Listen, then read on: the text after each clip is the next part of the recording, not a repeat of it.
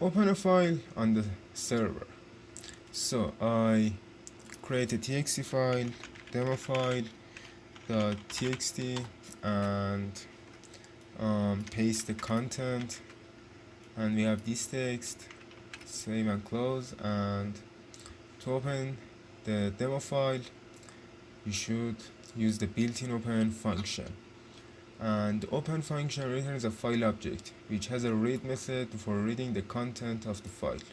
So f is open function, and the file name is demofile.txt, and mode is R. Save.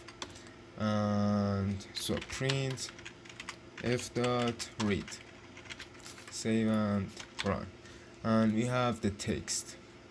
And if the file is located in a different location, you will have to specify the file path, like I copy the file path and remove this and paste here like this, and run again, and we have an error. Why we have an error? Why? Yeah. And demo file .txt. Save and run again, and we have the text. And read only parts of the file.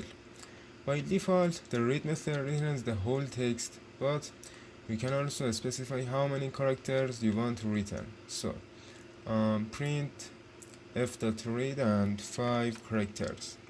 Save and run, and we have hello. And if I change 5 to 6, save, run again, and we have hello with this sign. And read lines, you can return one line by using the read line method. So comment this and print f.read line, and save, run, and we have the first line.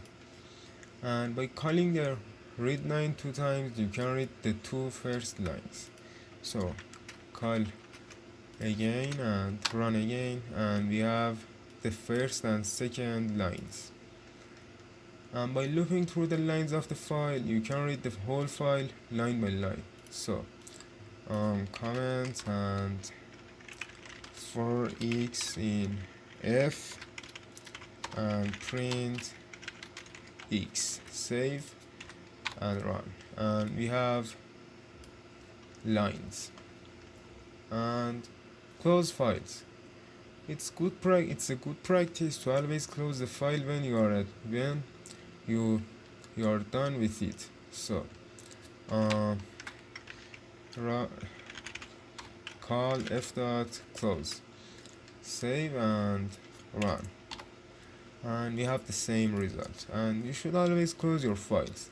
In some cases, due to buffering, change made to a file may not show until you close the file.